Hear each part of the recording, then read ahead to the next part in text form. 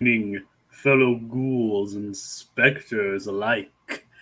Your ghost host with the most, Jacob Weil here. And Blue Dragon 5, here to engage in some haunted holiday hijinks by trudging through the catacombs and dusting off the cobwebs to recount our spooky selection of Halloween classics. So light the jack-o'-lanterns, suit up, and grab the candy dish. As we revive and recount tonight's spooky selection, you could say it's creepy, kooky, and a little bit spooky as well. Addams Family Values.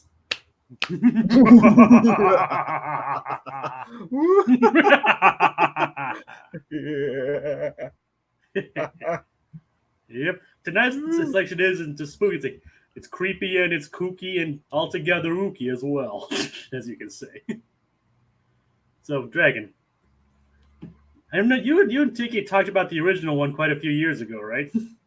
Yes, I forget if it was during the anniversary of that or we just kind of talked about it for the heck of it, but yes, I don't know, I think it might have been anniversary. And I don't know if you've ever done any episodes of the show for. No, we haven't done the show. Because I think there is a Halloween episode of the show itself. Yeah, well, we haven't done that. All right. I think I saw you guys also did the like a Christmas episode for them as well, right? No. Oh, I could have sworn I saw it on there. Nope. Okay. All right. So, Dragon, what are your thoughts on the film series as in general? Then I love the first Addams Family movie tremendously. I mean, one, I like Barry Sonnenfeld. I read his book recently. I'm really charmed by the guy. But in general, I've liked his movies. Of course, Men in Black, I think, is a go-to. It's like it's a classic. mm-hmm. And Addams Family, just again, the original is just great. And that was his first movie. That really. He had worked on Big as I believe the cinematographer before that. You know, the guy knows where to point a camera. He knows how to really visualize stuff. And that first Addams Family movie, it holds up, man. It's got pathos. It's represent it well represents the comic and the source material and a little bit of the show. It's again, it's not really going for like a one for one of the show, but essentially it's interpreting Charles Addams' work in live action. So there's a lot it does right. In general, for me, I'm not an expert on the Addams. I saw the animated show a little bit when I was a kid, and I saw and I had these movies, and beyond that, there was I mean, I had watched like the first couple episodes of the Wednesday series they have out now, which I was very hesitant because, again, at the end of the day, this film series to me is always like the definitive take for if we're going to bring the Addams Family to live action, it's going to be what Barry Sonnenfeld did. I don't know. I just feel like it's been like the best representation of those characters, even if like some of the stuff like the animated movie they recently kind of has the character, has kind of like has like the models a little closer to what they would look like if they were, the comic strip brought to life. I don't know. I just still I adore Raul Julia and what he did as well. He's my favorite aspect. He and Christopher Lloyd, what they did for these movies, particularly the first one, it's just it's gold, man. It's perfect, and just every time I watch these movies now, I always have the added layer of, man, I miss Raul Julia so much. That guy was such a phenomenal actor, and he was just so perfect as this character. And everyone misses Raul Julia. Yeah. So I mean, just with this film specifically, again, it's never a contest between values and the original for me because I never liked this as much as the original. I know every sequel in the original kind of has that going for it. Very rarely will the sequel measure up to or be better than the original, but this one certainly is fun. And again, as I said, I love this iteration of the Addams Family of franchise-wise, but and it's sad that it's like the last that we ever truly get of it, and I just even going back to it now for the anniversary, for this, one of the main reasons we're kind of tackling this year. I just wish the writing was tighter because I think there's a lot of good set pieces and good ideas. I just don't think it meshes well or like it's interwoven well enough. But again, nothing makes me happier than Raul Julia Gomez Addams. So it's still not without tremendous merit in places. So yeah, that's where I'm at on Addams Family Values. The funny thing is, like, that's like pretty much the opposite of like the general reception of these movies, because oddly enough, right?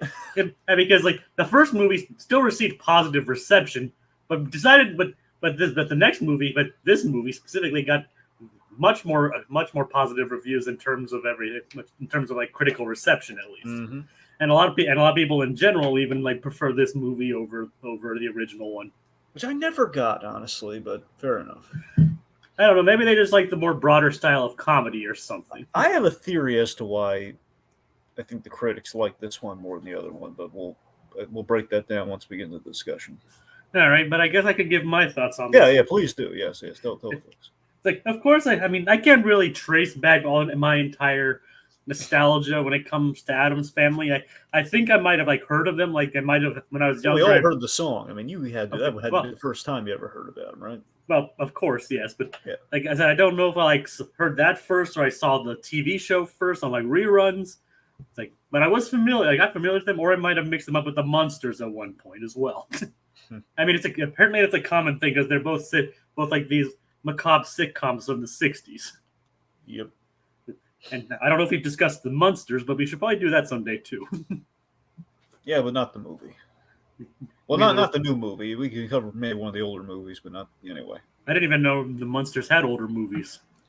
I mean, they have like the old TV movies. That's kind of the main thing I'm referring to. There's like one or two of those. Oh, all right. So as I said, so I can't really trace exactly when I became, cognizant of the Addams Family as a whole. And I think it was even later than that is when I actually decided to watch this movie. It was probably like 10 or 15 or so years ago that I actually watched these movies in the first place. And obviously, I mean, it worked on a lot of levels for me, like the dark, macabre humor, like, and just the whole like I'm a sucker for like the wholesome family element of this kind of stuff. You know what I mean? Like, yeah, I think we're all a sucker for that kind of stuff. Like, of course, like I was reminded of all that when I rewatched the first movie when it comes to this one. So, I will agree with you on what like Raul Julia is like the perfect Gomez. I mean, I know he doesn't look much like the comic counterpart, whereas like pretty much everyone else is like pretty much exactly what you would imagine those characters come to life. But Raul Julia, I mean, you could just tell he just came at this with such pure enthusiasm, and it's just you can just feel it emanating from it in every scene he's in. Mm-hmm. I mean, everybody. I mean, really, everybody gave it their all when it came to this. And so, no, look, the Addams Family movies are perfectly cast. Let's just say that right out. I mean, they're superbly cast. Exactly. So even Lurch doesn't do much. Yeah. He doesn't even talk like the you rang. Yeah, it was always like the one thing, but still, it was a choice, and he looked great. And I know that wasn't like an invention of the show. Technically, it was an ad lib in the first place. Yeah. But so it's like, so yeah, casting aside, like honestly, I am torn between these ones as well. I mean, like I think I remember liking Values more when I was younger, but as I grew up, it's like it's tougher to choose because I kind of like the whole like Fester finding and like remembering that he's an Addams a lot more. It's kind of funny that both of these movies have both have major subplots regarding Fester. It's like kind of interesting if you think about it that way. Yeah. Like so. Basically, all I'm trying to say, like, I'm honestly not sure which I'd pick. They're both very good movies, and they both have their merit. But like, I'm kind of with you. I might actually put the first one above this one, but just barely. And I'm done. Okay. All right, we have some comments. Richard's Victims. I value this family. Fair enough. Addams Family. Not is less than Addams Family values. Okay. So, a little bit of background here. So again, Sonnenfeld started with the first Addams Family movie, and then he did For Love or Money, which is the Michael J. Fox movie, which is pretty good as well. And then basically between that and I guess basically Addams Family was like the big splash, and I'm sure there was some buzz about a sequel. And then he would kind of okay, this guy can do other things. So he's a proven director, so we're gonna give him a sequel. Little like what happened with Tim Burton, essentially. I'm not saying that obviously started with Pee-wee's Big Adventure, but after that, he had '89. Then he did, I believe it was. Well, no, sorry. I know Beetlejuice came before '89, but I'm saying after '89, you had, I believe, Edward Scissorhands and then Batman Returns. I think that's how it went. So no, it's like the proven factor. Okay, we before we put this guy back in the franchise, we'll see what other stuff he can do. It always is kind of interesting to see during that time period they like gave these huge, like, or soon to be huge IPs to these relatively unknown people. Oh, for sure. I mean, you see shades of that now, with like especially like stuff with like the MCU and things like that, but it just doesn't happen very often now. Yeah, we're laying the bricks back in the day, kids. So, so I wanted. So here's the thing: the big change with Addams Family Values is that they got a new writer. They got Paul Rudnick, who was around during the first one. I forget if he was like a producer. He might. I think what happened is Rudnick did uncredited rewrites on the first movie. That's what I think happened. So he was around. I know Caroline Thompson was one of the main writers of the first movie. Yes, Caroline Thompson wrote. I believe she was one of the Nightmare Before Christmas writers, wasn't she? Yes. Yeah. Yeah, so I think a lot of the charm kind of shows through the original, through our writers that we have in the first Addams Family movie. So Paul Rudnick shows up, and he did movies. This guy's a proven, he's a good writer. He did In and Out, the Kevin Kline movie, and Sister Act. Now, I'm going to get to my thoughts on his writing as we get into it, but Sonnenfeld, going into the sequel, he wanted he wanted more of a story than he felt was there in the first one. The first one was very much it was more of an arc than a story. I think, as you'll kind of notice, it's more Fester, kind of becoming one of the family, even though he seemingly is not Fester, but ultimately is Fester. Mm-hmm. And so that's the thing. So you wanted something a little bit more of like, okay, let's kind of tell a little bit more of a story. Admittedly, though, even by his own admission, there was a bit of a retcon in this movie of the whole who's the older brother between Fester and Gomez. It's a very big plot point in the first movie that Fester is the older brother, and in this movie, it's kind of like, well, I mean, Fester's looking up to Gomez, so it's kind of just kind of shrugged it. It's a kind of a we don't care right out the gate on that one. It's like, always I can interpret it as like he was like, you could look up to your younger brother if they like achieved like seemingly more success in life, I guess. That's the thing. I'm just saying, like some people actually kind of question that like during the production of the movie. It's like, it's fine. Let's just not question. Also, it's like who was Grandma related to, sort of stuff like that. Isn't Grandma supposed to be related to Morticia? Well, that's the thing. They keep changing it between the series and the movies and stuff. So the movies never really took a stance on. My theory, just given that Morticia calls her Mama, I think the evidence is that she is Morticia's mom based on the fact she calls her Mama, but more specifically, we have that creepy gag or in this movie where Gomez and Fester are looking at like the Playboy or something. Says, "Mom." I don't think that's her. I don't think that's Carol Kane. I think that's. I mean, the funny thing is, Carol Kane doesn't look that bad in real life. They just did a lot of makeup on her for this. Well, obviously, I'm just saying. Anyway, so anyway. Speaking of which, she's actually a different actress in this movie versus Carol Kane was not in the previous one as Grandmama. Very true. So, I mean, look at Sonnenfeld's filmography. The man has 11 films before he moved into TV, and he had like 7 of these films that go from like good to great. Anyway, so he also produced and showran the series Unfortunate Events series. The reboot of that essentially. That was the TV series on Netflix of Patrick Warburton, which is really good. Was he involved in the original live action movie? I believe so. I think he might have been a producer on it, but actually, you know what happened?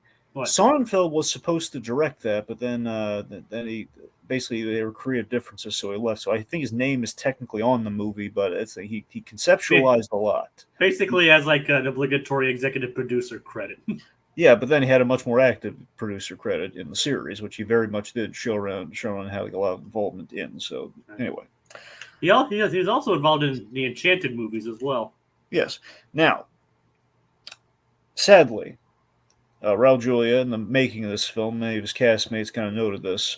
He was very sick during the production of this film, and this in the Street Fighter movie were the last things that he did. But again, he gave it his all. And honestly, if you watch it, you can't really tell that he's sick. However, it does make the plot point of Gomez briefly in this movie is sick all the more sad, in my opinion. It does, yes. It does. But so those were his last works. And as Jacob alluded to earlier, and the critics, they really liked this one. Liked a little more than the original. And they must have done sound right because 30 years later, here we are talking about it. Oh, yeah. I mean, okay. like there's always like this infamous like when you adapt a TV series to a movie, it doesn't always work out the way you hope. I mean, it might help that this already had like a comic strip originally to work with, but it's actually people inside is like one of the few TV adaptations to actually work. Yeah. I mean, to actually be like good on its own merit rather than just like, oh hey, look, it's just an extension of the TV series. Little Blue says it's a good thing values didn't get the same treatment as other film sequels like Ghostbuster 2, where they were toned down for younger audiences. Or like Teenage Mutant Ninja Turtles too, which I mean, to be fair, it's a good movie, but you can tell like why can't they use their weapons anymore? Yeah. Have you seen the Mutant Mayhem? Yes. Did you like it? Yeah, it's great. All right. I didn't know if I didn't know that you saw it. It's a little asymmetrical, but it's great. I'll have to ask what you mean by that later. Yeah. Because I don't want to. We probably shouldn't bog down our discussion with Ninja Turtles right up front. True. All right, so shall we begin? Let's. Of course. All right, so I guess the place to start, really, because again, we're going to kind of jump around a little here, folks. And if you have anything you really want to talk about, I guess you can bring it up and we'll jump to that. But we're going to be a little loosey-goosey. Yeah, a little loosey-goosey. So the place we should start is like we pick up where the last movie left off at the top of this movie, where Morticia was pregnant and she has a baby, and we have some Addams Family comedy in the hospital, which is great. But here's the thing. Honestly, it feels very much like they wrote themselves into a corner with the first movie. Now, the first movie, to me, and one of the kind of feathers that has in its cap, I think a lot of the great movies, like Men in Black, I kind of brought this up the last thing we talked about, but kind of like Men in Black, you have a really good, solid standalone movie because they had no idea they were coming back for more. And because of that, it's like, okay, we don't need to see them have a baby and kind of go forward, really revisit the Addams Family concept. Don't get me wrong, it's great. It's a great idea that it's a fun notion to like see these characters again. We want to see them again, but when you look in the grand scheme of things, like we kind of brought in life. We kind of really well represented these characters, and we don't necessarily have to revisit the well. Same thing, Men in Black. Men in Black has a very we've given Kay a happy ending. We don't need to go back, and if we do go back, we have to come up with some way to kind of like, okay, well, we're gonna have to deneuralize them now. So in that respect, it's kind of like, okay, well, whether we like it or not, like many shows and many movies, I guess more so TV shows, it's like, okay, well, the actress has become pregnant, so now we have to add babies to the show. It's kind of meta in that sense. Like, well, I guess if we're kind of taking a TV series and applying it to the big screen, I guess we have to write that plot point in. And of course, like the beginning with like the kids, like they think it's like, oh, that's where a baby comes from, and then Wednesday's like, ours had sex. Yes, this little girl's laying at the whole like the most sugary sweet version of the stork story you've ever heard, and he's like, yeah, so we're having a baby too. Our parents had sex. Yep. Naturally they would Pugsley and Wednesday wouldn't know about that kind of stuff. Oh, of course. And of course they're have you seen their parents? How can they not? I mean, that's exactly my point. Yeah. And of course, like they're arguing, it's a boy, no, it's a girl. It's an Addams. Of course, like Gomez pops in, it's an Addams. Now, that's like a really excellent trailer line. That's a great trailer moment. And it'd be kind of good to like hide what the baby actually is. Yeah. And it's like, it turns out it's a boy.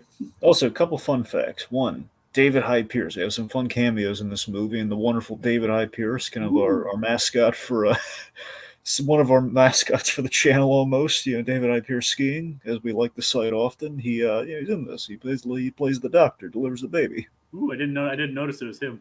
Yeah, and also it's fun fact. So one of the great things I love in the making of these Addams Family movies is the way they light Morticia. So she always has like the moonlight across her eyes. So the way they do that here is it's when they shot her giving birth, she's actually standing up. Like the bed is like standing vertically. It's like, no, she's not laying down because they want her hair and the lighting and everything just to look the same. So she's actually standing in all those scenes. That's actually pretty funny. Oh yeah. Okay. So in novelization, they said, "What's sex?" And reply, but Wednesday is interrupted before she can go into detail. It's not bad either. It's kind of funny. But no, the baby turns out to be A boy. Yep. With a mustache. Okay, the mustache is funny, but this is what I'm saying though, Jacob. It feels like babies every time we introduce them in sitcoms or what have you, very rarely with an exception, unless you're like Dinosaur, the Jim Henson Dinosaur Show, you're going to find the baby is always a plot device or an event before they are an actual character. So in this case, Pubert is just always mustachioed, which is funny, but aside from that, baby literally is the way to get the nanny in the story. It's always me. We have come up with any other way to get that character in there. The only reason we have that baby is because we set up more tissue was with child. I do kind of an interesting anecdote for the whole Pubert name, though. I do too. I think it's the same one. You tell the folks, Jacob. All right. That was Charles Addams' original name for Pugsley when they were developing the TV series. Yeah. Like, obviously, the networks at the time didn't want to name the child Pubert, so they went with Pugsley instead. Yeah. Because in the original comics, comic strips, the characters didn't actually have names. Yeah. Like before he died, Raul Julia was getting recognized by kids as Gomez. He made him very happy. He loved that role. That's just so wonderful. You can and Christopher Lloyd has even gone and saying like this is like his favorite role too. Has he though? I think so. I mean, I've read that somewhere anyway. Like maybe because he loved reading the comic strips as a kid. It's possible. I mean, he did grow up at a time when they would be popular. I just think he'd have a good time playing the role because he's wearing like all the padding, gets to really kind of like throw himself into it. Plus, he's kind of the star. He's the de facto star of both of these movies. I mean, that might be another reason why. Yeah. I mean, if I think about all the great roles he's had. He's had Fester. He's had Doc Brown, Judge Doom. You know, it's funny. I was when I went to the Monster Mania this year. There was an artist who did some tribute artworks. There's ones of the roles of Tim Curry, and there's ones of the roles of Christopher Lloyd. Ooh. And they had like all the Christopher, like all of them. You had Doc Brown, you had Judge Doom, you had Fester, you had let's see, there was Jim Ignatowski from Taxi. Oh, Reverend Jim. Reverend Jim. Yeah, it was great. Did you get the artwork? No, I had but I took the guy's information down. I might get it next year. Ooh. Yeah. Anyway, because if Christopher Lloyd ever goes to a con, you should get him to sign it. Well, that's the thing. I mean, he was there. Here's the thing. This guy was there. The artist was there for the first time this year. Christopher Lloyd was there last year. So it's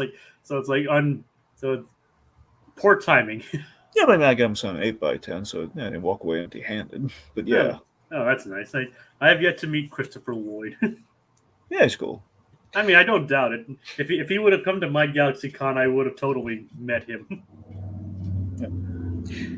Anywho, so let me talk about my main issue with the film. So I don't have like major issues with this film, but I think the issue collectively I kind of like mention is that I think we have a lot of choppy shifts in focus in this film with our plot lines. I don't think we kind of have a smooth kind of flow of things. We kind of we cut around our plot lines. I don't think necessarily go together, or not either that or not necessary to be in the film collectively. You mean like the combination of the Fester's love life and the kids going to camp?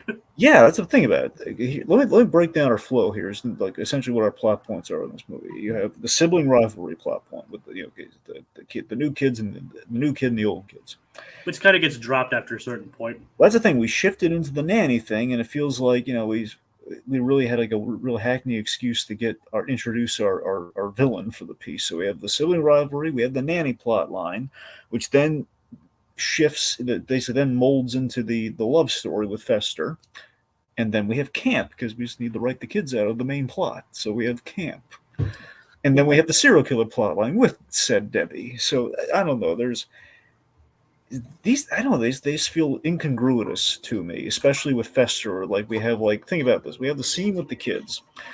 And Gomez, with the sibling rivalry thing, we have Gomez and Fester reminiscing about brotherhood. Like, I removed his brain. And he's throwing him against the wall, and Fester's all happy-go-lucky. And he's like, did you remove my brain? he's like Gomez is like, did you? So we do that, and then we shift to Fester is really interesting stuff. I think with the love story of Fester. Fester's feeling kind of lonely, and it just feels really choppy going from that to the other angle of that. I don't know. I just think it's kind of funny that even Gomez is getting tired of Pubert and Wednesday trying to kill the baby. Well, Pugsley and Wednesday trying to kill Pubert the baby. Yeah, that's what I just said. Well, no, you said Pubert. You you basically went said- to the original draft of the Charles Addams thing. Oh yeah, Pugsley. Yeah, never mind. Yeah, there you go. Pugsley and Wednesday trying to kill the baby. Yeah. It's like you could tell even he was getting tired of it. Well, we have this gag where they're trying to do the romantic thing. They're hearing all the gunshots in the windows and everything. Yeah, it's like 3 kids, and a lot of windows. Only so many windows. Yep. Like you can even see one of the lights going out through the window. Yeah. I like the attention to detail in this movie is pretty good. That's not, but yes, overall, it's like we have these great gags and these great sequences, and these plot lines individually, they do have merit. It's just, again, okay, so we have the nanny montage, which, it's kind of funny, but again, these things are just kind of fleeting, and they don't really,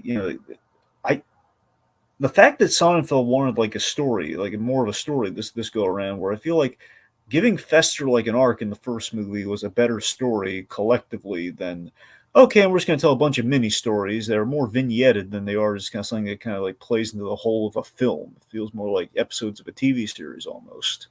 Or a couple different movies stitched into one. Well, that's probably the better way of phrasing it, but yes. I mean, that in its own can be enjoyable, but I do see where you're coming from in terms of pacing. Yeah. So I will say, I do enjoy aspects of this movie better than the first one, but I will say that the first movie's pacing probably was a bit more tighter than this one. Yeah. I mean, the first Addams Family movie is really direct. It lays out exactly what the plot is right up front. Okay, so Fester, essentially, Gordon Fester, is trying to steal the Addams fortune, and he feels bad about it, and he becomes the actual Fester. Very straightforward, very direct, and the movie's paced an hour 40 minutes. Well, because he actually was Fester, he just had amnesia. Yeah. Which is, to be fair, also a classic sitcom plot. It is, and look, I don't want to I mentioned this before to Tiki, but apparently when we talked about the first movie, but Sonnenfeld is still tickled pink about the story in which when they worked on the first Addams Family movie, they had the ending was supposed to be more of an ambiguous thing of not an ambiguous thing. It was supposed to be more of it wasn't Fester wasn't it was just still the guy pretending to be Fester, and we weren't going to say directly, okay, that's the same. We weren't going to do the amnesia thing, but then the cast kind of got aside, and they elected Christina Ricci, who's so darn cute in that first movie, to basically list out, which is also one reason why she became one of the basically co-leads of this movie. Yeah, and I think this moment that happened in making the first movie really helped that as well, where they elected her spokesperson to voice hey, we don't like this ending. It's not emotionally satisfying. And she laid out the reasonings of the whole cast. They basically prepped her for, and she said it, and they were she made a really compelling argument. We got to write a new ending. Because that basically that Gomez is giving up on finding his real brother in a way. Exactly. That's what they voiced. We don't like that. So they fixed that, and lo and behold.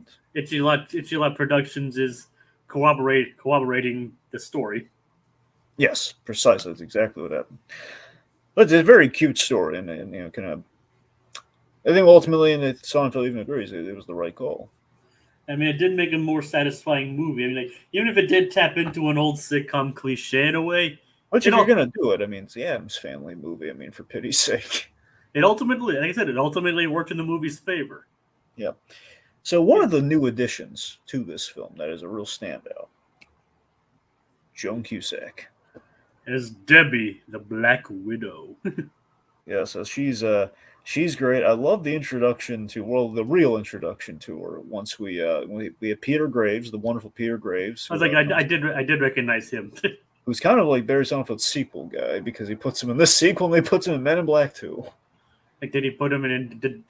Has Men in Black? Has he done any other sequels than? Well, that's what I'm saying. Well, I'm just saying, if you look at the Barry Sonnenfeld sequels, he's only done 2 sequels, so he's been in both of those sequels, the 2 movies. And he's also done. Well, technically, he's also done a threequel with Men in Black 3.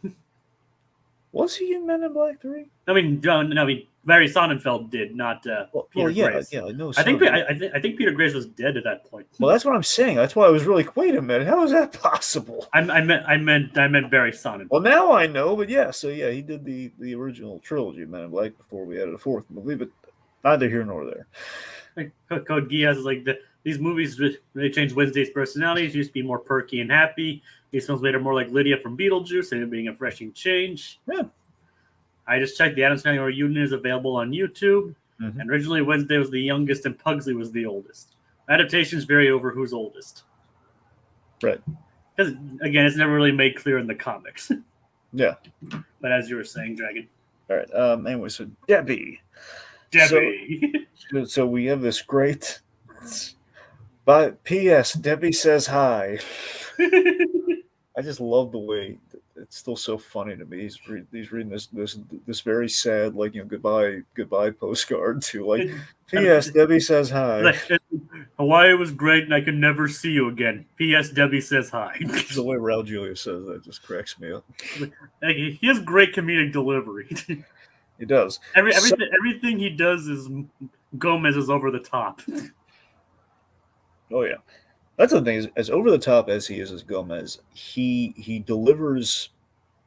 Again, he has like the Shakespearean kind of bravado with these absurd monologues and this absurd dialogue, but he's delivering it so straight and so impassioned, and he's really bringing out the pathos too, even in like the subtle moments. I always highlight the opening of the first Addams Family, where when they're preparing for the seance.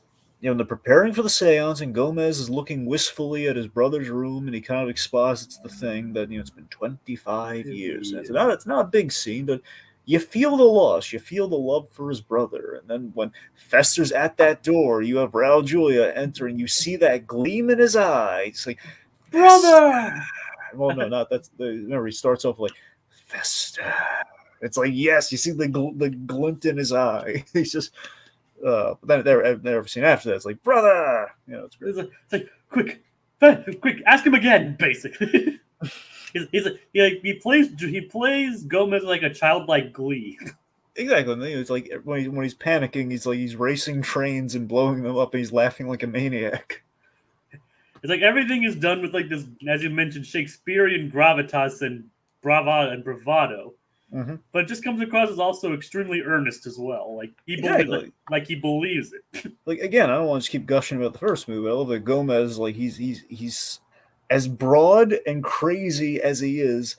The man is a bureaucrat. It's just the fact of but Tully, it's old business. he knows when to dial it back for sure. Precisely.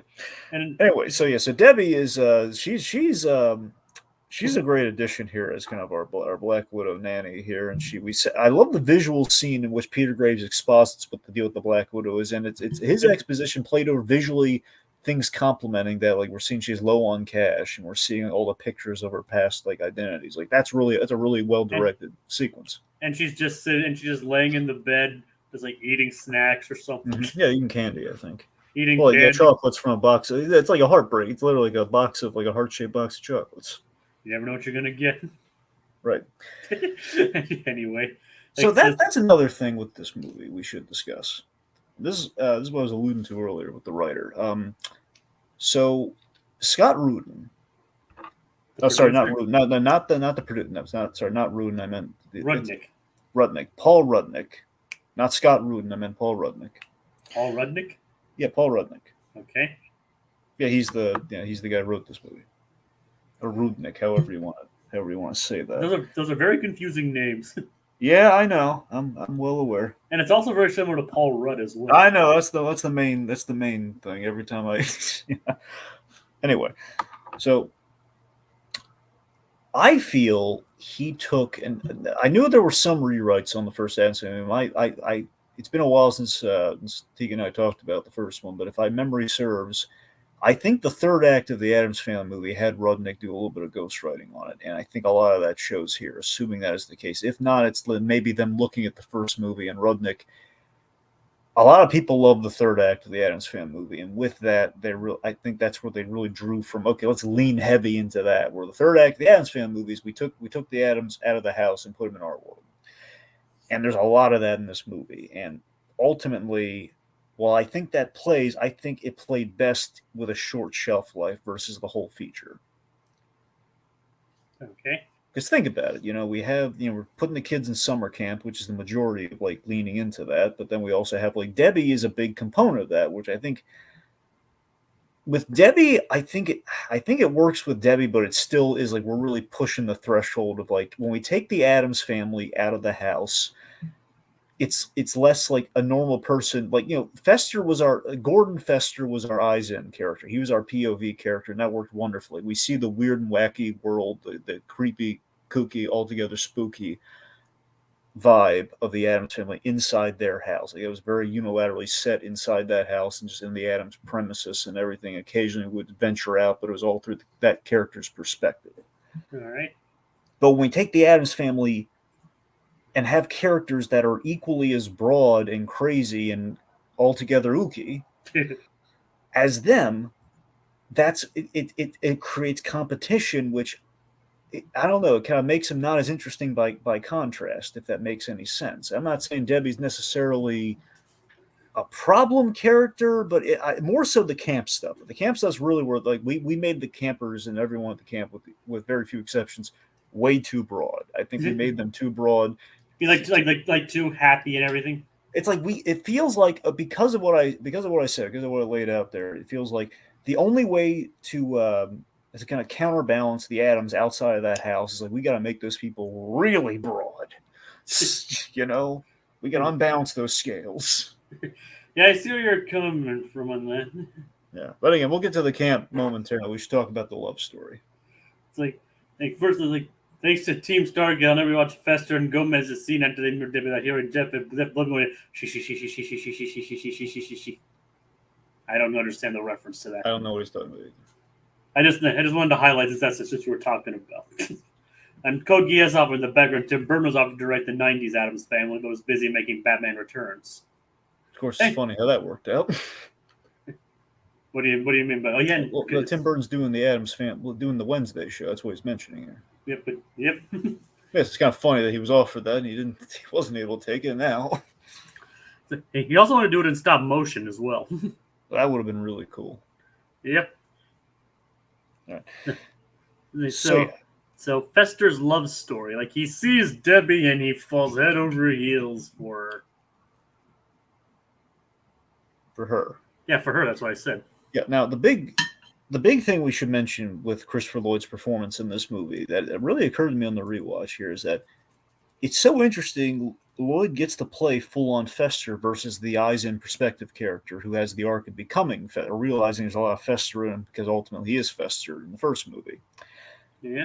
He gets to play out-and-out crazy Fester, and if you put them side by side, it's a very different performance. Even if you don't factor in like Gordon undercover aspect, this one's like Fester's being himself. It's very different, but very interesting. That thing, he gets to be like, he's like howling at the moon at the start of the movie. He's doing, we give him the light bulb again. In the tub. I mean, especially has like how he was like he's now like bonded with the family, like especially with the kids and everything. Yeah, like you can tell he adores Wednesday and Pugsley. Exactly, and I really love that. In this movie, you get to see like the longingness. Like you get to see this character is wacky and lovable and delightful, but there's lonely. Envy and he's lonely and there's an envy because he's surrounded by the most loving couple ever, and that's his brother and his wife, and he's happy for, but he wants a little bit of that too. He's been alone for all those years, between the Bermuda Triangle and being kind of like raised by that horrible woman in the first movie. Oh yeah, Dr. Schindlerglas. Yeah. Or what is all right? I don't. Pindlerschloss. I don't. Yeah, I guess that's what Itchy Lot Productions says. There you go, Pindlerschloss. So yeah, it's like she was like, "You are a terrible mother." I said it. I said it. It's like he's been wanting to say it for so long but couldn't. Yeah. That's what I'm saying. I love like those moments of pathos with Fester we had in that first movie, all throughout that first movie. And here we have a little bit of it here where it's like, okay, there's a loneliness there. And so the fact that Fester loves this woman who cannot stand him in the least, like that's I think it's a good end for that character for this movie. So making the Fester love story is not an error at all in this film. I mean, it is a natural progression to go. Like, as you mentioned, he spent like basically the last 25 years kind of alone. Mm-hmm. And or in an abusive relationship with his quote unquote mother. Mm-hmm. It's like, so naturally he would want to, and being surrounded by the loving family, he kind of wants some of that for his own. And also, it's kind of karmic if you think about it. In the first movie, Fester as Gordon was trying to steal the Addams fortune, and now Someone else is trying to get him in. he's trying to steal his fortune. Pretty much, yeah. Kind of karmic in that sense. So that's really funny. So here's a standout scene. So we had kind of an equivalent to the Mamushka dance from the first movie with the tango scene between Gomez and Morticia. It was wonderful. You mean in the underground diner? Yeah, and like the cool kind of. I'd actually like to visit a diner like that. I'm trying to think. It's kind of the catacomb-esque kind of diner. Yeah. I know. The bistro, yeah. He says that Gomez says that he and Morticia go there all the time. And they haven't been there since they'd redone it. Mm-hmm. Like, I would love to visit a place like that, to be honest. Like, I love when he spins her out of jealousy, and there's a fire trail on the ground. And they're both playing that up, because he was doing the same thing with a woman earlier, and she's doing it as well. Like, they're just playing around with each other. Obviously, of course. Like, they would never even dare. Yeah. And they just love each other way too much. All right. But that's how wholesome their family. That's how wholesome this whole family is. It's like oddly wholesome. So Fester's big. The idea of Fester, I like the moral they're going for here. Fester chooses love over family, and that's a mistake ultimately that he does. And here's the problem I have though. And ultimately, that can work depending on your family, but in this case, yeah. That's the thing, because the Addams family is awesome. It is. It is. So Fester, but again, it's not like he chose that like complete self. Like, I think everyone's entitled. Like it's a fair choice to make. Like do you want to? The fact that he has to make that choice though is that's kind of the unfortunate thing. It's the fact that he can't just have love and family. But I mean, to be fair, like I'm sure in some cases a lot of spouses wouldn't be like, I won't love you unless you never see your family ever again. Yeah, that's the thing. That choice right there. Like, it's an unfair proposition to make in any relationship. Like, it's just gonna be us. You have to cut out your family completely. I mean, if there are reasons for it, then understandable. Like if they're in a toxic, or like if the family's toxic or something. But in this case, she's the toxic one. So here's my thing though. Yeah. I like that more. I like what we're going for there. However, it bothers me that he does not make the choice to go back to the family. That's technically she blows him up and tries to kill him, and then he really doesn't have any choice in that matter. It's like, well, it's life or death. It's not really, he's going back to his family. That kind of bugs me in the movie ethically. Basically, after like she basically spelled, I was like, "I'm trying to murder you, you idiot!" Like that's hilarious, mind you. I have no qualms with that. That is hilarious. But I'm just saying, with like a moral gag, it feels like that's ultimate. At the end of the day, Jacob, my issues with this movie stem from when push comes to shove, we go for the gag before we go for like kind of the story. It's like we're going for a gag over story, and that's not necessarily a bad thing, but I think it makes for a comparatively weaker film. It's a matter of placement. Yeah. It's like some shows or movies work and just like being like gag and vehicle driven like that. But yeah, this movie's like trying to do both, and like the first movie succeeded, I think, in that regard. Like it knew where to balance. It's just not as smooth as the first movie did it. It knew where to balance, like where to put like the gags. And let's face it, there are a lot of scenes in that first movie that didn't really service the plot at all, but they've helped build the characters. Yeah, like for example, Thing delivering mail as a FedEx guy. I mean, that's a wonderful jazzy little sequence. Do we need it? Heck no. Do we like seeing it? Yes. I mean, other than the fact that how the family is adjusting, that's pretty much the only reason to show that, and that it's awesome. Yeah. I mean, Thing could just go out and do whatever he wants. Like, I love how like nobody at the post office is like questioning, like, okay, why is a disembodied hand helping us with our mail? He's really good at it. Don't question it. Yeah, I mean, okay. It's like, if Thing would have stayed there, he probably would have become Employee of the Month. Oh yeah, and maybe even be promoted to the manager or something. All right, let's talk. It would actually be kind of funny to like see like this, or maybe like there's an episodic something where they focus entirely on like the misadventures of it. You mean Cousin It? No, Thing. I mean, thing. Right. I'm saying cousin. We check in on Cousin It in this movie. Cousin meant, It. I know you meant. I'm changing. I'm talking about Cousin It now. I know, but and who married Margaret from the last movie? Yeah, they had a what? Yes. That's a suggestion from the obstetrician. Yep. Yep. The son of it is known as what? And let's just say he takes after his father. Indeed. A little hairy thing. Literally. Not a hairy what, I guess. I don't know. Right. When you have a character named it and a character named thing, it gets confusing when you use that kind of syntax. What exactly? But yeah, like, what did you think of what? What? Yes, what? Yes, I no.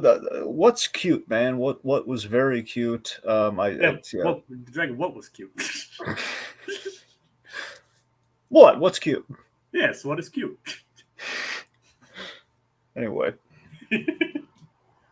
Yeah. So what was what was adorable and kind of like it oddly I think more compelling than Puber, if you ask me. I mean, honestly, I don't know if they would have been able to carry a whole story with what. No, that's true. Anyway, well, we didn't really carry a full baby story either with Puber, so they're about in the same category. The only difference is we did a Rube Goldberg thing with one of them. That's the only difference. Yeah, I know, but I'm just saying, would it have made it interesting? Probably would have been just as interesting if you think about it, but probably harder to justify in a way. I don't know. All right, let's talk about the camp stuff, Jacob. Let's talk about Camp Chippewa. Camp Chippewa. It's no camp Crystal Lake, but which I'm guessing if for Wednesday she probably wished it was. I kind of wish it was too, frankly. I mean, we know Wednesday and Pugsley probably wish it was, though. So this is like it's a fun, biting satire on the happy camp, the overly happy corporate camp experience. And this is written by people like I know Sonnenfeld, but probably Sonnenfeld and probably maybe a little bit of Rudin for all I know. It's the people who most likely hated going to camp, and you kind of feel that in how all this comes across. Whoever wrote this must have hated going to camp. I mean, camp can be fun, but just like well, of course. I mean, otherwise, why would people go ever? I mean, it's just like with these overly happy campers, like overly happy chaperones, like forcing these kids to do stuff that they obviously don't want to do. It's like, yeah, it's never fun. Yeah. I'm convinced this movie inspired Butch Hartman in Fairly Odd Parents with the Flappy Bob people. Oh yeah, I'm Happy Peppy Jerry or whatever his name is. Happy Peppy. I don't remember their names from this. I think I'm wondering if they actually use the same names. So if it's Happy Gary and Becky. I think it might be because it's Gary and Becky in this. I don't. It might be Bob though. I don't know if no. Bob's the actual. No, he's the actual. It's Flappy Bob. He's the actual guy who runs the whole thing. As defined by Flappy Bob.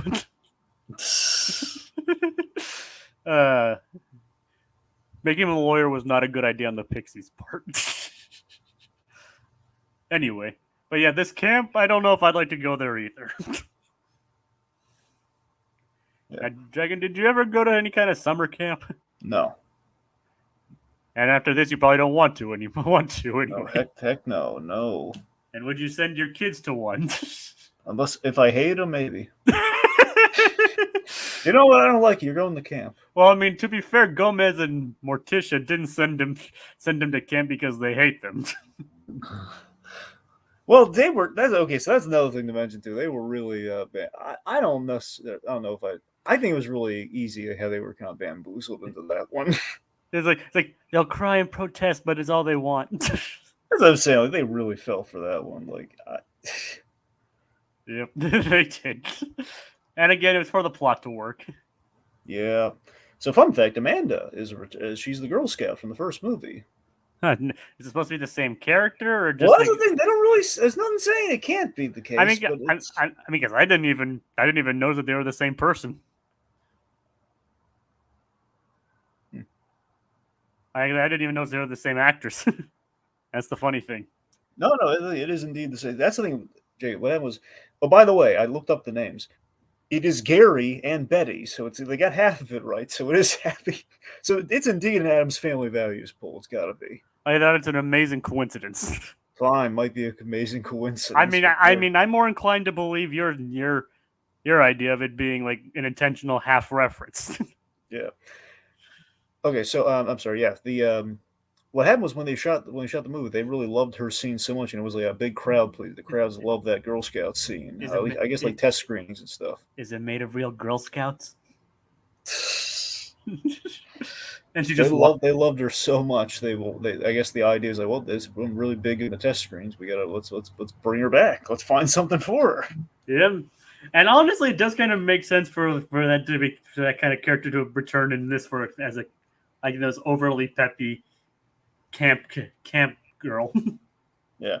So again, they gave her some more. They gave her more time with Wednesday to really just kind of get some fun out of that dynamic, and also like this overly happy kind of like mean girl popular type, and just put her against Wednesday. And Wednesday's like gonna let her drown during like the life saving exercise, which is really funny. It is kind of funny that in Wednesday she kind of befriends someone who's almost similar to her. Yeah, I know. Well, from the little I've seen on Wednesday, I did kind of get the idea that's where they're going with that. Yeah, Enid is definitely less self-centered than Amanda is. She's like a werewolf, isn't she? Yes, who can't transform. Oh, if I remember correctly. Well, yeah, that's from what I've seen. I know I think they said she was a werewolf, but I don't think she transformed yet. I don't know if she eventually does or not, but I guess it sounds like she doesn't. It's like she has trouble with it. That's all I'll say up front. Okay, but like I said, Enid is dead, but of the same kind of like social circle and type. It is kind of similar to her on Wednesday, but like I said, Enid's definitely much nicer than Amanda is. Amanda's kind of a bitch. Oh no, kind of. No, she is, Jacob. There's no kind of here. I'm giving you the benefit of the doubt of being a kid, being like a young teen, but. But then, your whole family. She literally came out and said, like, your whole family, they're all a bunch of weird medical experiments. Yeah, you're right. So, also, we should mention Peter Magnicol and Christine Bernansky. Those names sound familiar, but Christine Bernansky. I don't know. Did you ever watch The Big Bang Theory by chance? Oh yes, I did. Leonard's mom from The Big Bang Theory, but the thing you definitely know her from, The Grinch. She is Martha Mayhew from The Grinch. I didn't even know those were all the same person. Yeah, I mean, there's other stuff too, but she's in The Good Wife, I think it's The Good Wife. Yeah, there's so many goods these days in the titles. I think it's The Good Wife. She's, I think, the lead, one of the lead characters in that. And of course, Peter Magnicol. He's in a bunch of stuff, most notably Ghostbusters 2. Bean, he was in the live action. There's an animated show as well. I don't know why I'm specifying live action. He's in the Bean movie, the first one, not Mr. Bean's Holiday. I've only seen Holiday. I've seen the series, but I haven't seen the first Bean. Best example, voiced Doc Ock in Spectacular Spider-Man. You mean the TV series? Yes. Ooh, I didn't know that. Yeah, he's wonderful in that. That's what I'm saying. So Magnicol's a great actor. He's done a bunch of stuff, but I'm saying those are like my go-tos for the guy. But yeah. Well, I have seen these guys. I have seen these two elsewhere. Mm-hmm. All right, let's see. I obviously recognize Christine more than the other guy, but I have heard of them. I didn't even recognize them in this role. All right, let's talk about one of the other breakout stars of this film. He actually went really far. Far in quotes. He went. I think he has a very respectable career. I would say. Joel Glicker, I think. I think it's just Glicker. Okay, so Joel Glicker is a wonderful addition in this movie. He is played by the wonderful David Krumholtz. Now, you remember David Krumholtz, don't you? I've heard the name sounds familiar. Yeah. Okay, David Krumholtz. Big thing that we all know him from. He's Bernard. Yes, Bernard from the Santa Claus. Oh yeah. This is him before the Santa. I believe this is him before the Santa Claus. Yeah. Yeah, this movie came out in '93, and his voice is definitely deeper when he's playing Bernard. So that's the thing. After the Santa Claus movies, I believe he went on to his own show he led called Numbers, which was good from what I saw. You mean that? No, that, and yeah, I know what you're talking about. Numbers. Mm-hmm. And very recently, he was in Oppenheimer. He's one of the many scientists in Oppenheimer. Ah, nice. Good actor. I love this guy. Anyway, so yeah, he's a standout in this, and you get a sense it's very much Sonnenfeld. He's very much embodying the director. He's very much like a young Barry Sonnenfeld. It's what he feels like. He kind of comes across just right off the pages of his memoir. of Barry Sonnenfeld's, his memoir about like his upbringing and everything sounds just like he would have been. Very appropriately enough, Sonnenfeld plays his dad in the movie. So that's the director. So Barry Sonnenfeld is like the one saying, "This is what's making him sick." Like that's And wasn't he also the passenger on the train in the first movie? Yeah. See, Sonnenfeld does cameos in all of these things, so he's pretty much in all his movies. Who is he in the Men in Black movies? Okay, so in the Men in Black movies, he is okay. I know the most direct. I know here's the thing. He's in the second one very directly. I assume he's in the other two as well. I don't know if it's like maybe a once per franchise thing, but he is. I know Addams Family's in both of those, but let's just say in Men in Black 2, he is Kay stores all of his weapons in this apartment, and they walk in as his family of three people. It's him, I think it's him, his wife, and his stepdaughter. So they're the three people on the couch. Remember, they get neuralized in the room when he gets all the weapons and the worm guys come in, that one? Yep. And he's on a poster, he's on like a billboard in the third one. First one, I'm struggling to remember who he was in the first one, where he popped up in the first one. Now the question is is that actually his wife or is that just an actress? No, I believe it's actually his wife. I think that was like the idea. Is like it's him. I believe him, his daughter, and this. Well, Sonnenfeld didn't have any. I don't believe. I can't remember if Sonnenfeld actually had like children with his wife when they married. I think it was like a daughter from previous marriage with her. All right. So I believe that's his wife in there. I know it's his stepdaughter. I believe it's all three of them. All right. Yeah, because I know there was like another the waitress who Patrick Warburton is like set up with by Jay is also. I don't know if that's like another. That's someone else as well. That's someone's daughter, but I don't know who. I'll tell me. I don't know if that's like Sonnenfeld's niece or not. I'm not sure. Yeah, that's interesting. I mean, casting relatives is a common thing in movies like that.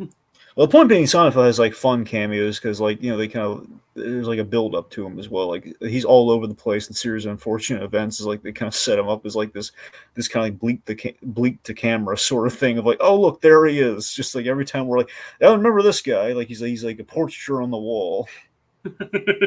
Like he cameos all over the place in series of unfortunate events. Kind of like pulling a Hitchcock. Yeah, he's I think his most memorable kind of his bleep the camera cameo is in RV. Have you ever seen RV? Yes, actually, I have. Like somebody actually mentioned it earlier. He is on the side of the RV. Huh, nice. He's wearing a cowboy hat. That's thing. So he's like literally throughout the duration of the whole movie, technically. That's pretty funny. All right. So, okay, so point being, Joel here, he's great. I love that he's in contrast to Wednesday, and they have like a really cute love story. It's very well shot, like with the whole thing, like talk about all the allergies that he has. It's like fabric softener, I could die, and she scoots closer to him. And when I saw that, I was like, oh. I know, right? It's so freaking precious. I mean, there might be ulterior motives to that, but maybe, but still, I think the idea, like we see at the end of the movie, she loves the idea that she can be Morticia to a Gomez, like a guy who's going to adore her, but he's not quite suave as Gomez. He's suave in a different way. Like he has his charms, yeah. That's what I'm saying. The kid's got a charm, man. I like this. It's David Krumholtz, man. Krumholtz has charm for days. And they have good chemistry too. They do. Like I'm gonna watch it burn to the ground. It's like you can see why she quote unquote likes him. He's got a dark streak in him. He's got a sardonic. I think the idea, maybe the director putting himself into the work. Who knows? I think the idea is like, okay, eventually in life you're gonna find someone who's gonna find your neuroses endearing, and maybe it'll work out for you. Yeah, in this case, like his fondness of serial killers, or at least collecting their cards. Yep. Like which for some reason they have a pic. There's a one with Debbie on there. The black. It's like the only actual connective plot point that we have between those two stories. By the way, it's like they see a card with the Black Widow and it looks like her. Mm-hmm. That's pretty much it. All right, so let's stop at the play too. So we have this. This is like, dude, it looks like very much a summer camp. Yet we have a Thanksgiving play going on at a summer camp. And yeah, that really is a bit. Did this movie like release later in the year or something? Honestly, I don't know. November 19th. Well, even so, it's very clearly you don't really send kids to camp during November, though. It's like they do specifically say the word summer camp. Yeah. So like even Gomez and Morticia even said it at the same time. It's like, so it is kind of weird to have that on there. Like, I guess they knew it'd be releasing in November. It's also kind of funny in the first Addams Family we had both Halloween and Christmas. Christmas with the Addams Family, Mm-hmm. and here it's Thanksgiving. Yeah, well, maybe. Well, they're doing a Thanksgiving play. Yeah, they're doing the Thanksgiving play. One of the best reactions is Christina Ricci, like when they say, "And Wednesday Addams is Pocahontas," and And she is like, she like she looks up. she peers through the legs, and her eyes are like wide as like a deer in the headlights. Like Just she's like, wait, what? That's like the closest she ever gets to like being like genuinely freaked out by something. So speaking of which, we should talk about the torture that we torture Wednesday Pugsley and Joel here. Jacob, how do we torture them? With family-friendly musicals. Not just any family-friendly musicals. Disney musicals. I mean, to be fair, a lot of the music we heard was actually stuff not from Disney movies, like Annie. Well, they mentioned they were going to do Bambi and stuff, but we heard a musical with Sound of Music. Yeah, and Annie as well. Yep. It's like, yep, family-friendly musicals. That's like that made Wednesday one to be perky. Michael Jackson. Yep, and Michael Jackson, which for some reason Joel is afraid of. Well, that was an example of poor timing, by the way, because this happened right before that. All that stuff happened, but still. Yeah, but anyway. So out of context, it does read as like, oh, no wonder he's scared of him. Yeah, but that was before, as you mentioned. Yeah, no, you're right. It is. Regardless, it's just the fact that but it's Disney. Kogias is this take. Like, imagine Wednesday actually liking Bambi, especially when the mom gets shot. That's fair. She probably would like it. Disney movie and Annie would get a Disney adaptation in 1999. Something funny. I kind of want to take out of context I want to clip out the David Krumholtz character just saying like, but it's Disney, to just how much they railroaded him in that terrible Santa Claus TV series they did recently, with the revival of the Tim Allen franchise, where they brought Bernard back. Just like, Bernard, what are you doing here? It's Disney. You really have an issue with the Santa Claus show. Jacob, I really do, and they're doing a season 2, and I have no faith in it. All right. They hurt me bad on that Santa Claus TV series, man. They really did. Did you ever watch it? Yes. You did? You didn't have much of a problem with it? I mean, I didn't finish it. Okay, so there's a little bit of founding of what I'm thinking, though. All right. I mean, I see where you're coming from, Dragon. It didn't wow you. The point being, it didn't wow you, right? And it was like, yeah, okay, I'll watch it as like a diversion kind of thing. Like I watched in anticipation it was doing a plus and us on it. Right. Which we never did.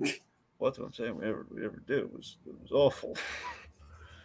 But anyway, but inside baseball aside. Right. So, that's good. There's a kind of a lot of stuff that become funny in hindsight within this movie. All right, so the plays is horribly offensive. This is like thing now when you look at the Thanksgiving. It is kind of funny. Disney themselves, in a few years, Disney would also make Pocahontas. Yes. It's all relative. So, it's funny. When you look back on just the idea of the Thanksgiving Day play, yeah, it's one of those things where there's like a PC and kind of a politically correct thing where it's like, yeah, we've drifted away from doing the first Thanksgiving plays because they are, depending on how you portray them, could be horribly offensive. And this is like one of those examples, either like a biting set. We call it out in the play, which is great, but it's the fact like, yeah, the first Thanksgiving plays, they're really messed up and highly inaccurate to the Native American culture. It's like very bad when you think about it. And basically, neither side was very peaceful. Yeah, that's the thing. It's like, but we're playing it like, roughly calling them savages and everything. And it's not great. But the point is, like, neither the Pilgrims nor the Native Americans were very peaceful. Yep, and we make them suffer. It's like Wednesday's. I was about to point this out. Actually, Wednesday series also had Wednesday causing trouble on Thanksgiving. Like they go to they basically go to like a theme park based around like the pilgrimage of the town, like around. I do remember the pilgrim thing and the start of that thing. I didn't get to Thanksgiving, but it makes sense they would probably tackle that. Yeah. It's like, so and she kind of brings up the whole history of it there. Oh, the Pilgrims, you have the Salem witch trial, which is probably the main thing they're drawing from on Wednesday. But yeah, I mean, that is more of it, yes. But I mean, I'm just saying there's shades of it there, shades of it here and in the Wednesday. Yep. So I love that Wednesday's kind of like calling out like the hypocrisy of the first Thanksgiving there, and they almost, basically they almost burned it. They were causing chaos, and then If you think they about almost. If you think about this, is almost kind of analogous to the play scene from the first movie. Yeah, that's the thing. We have like two. We had a Christmas play, and now we have a Thanksgiving play. Yeah. Well, to be fair, like Wednesday and Pugsley were doing Hamlet.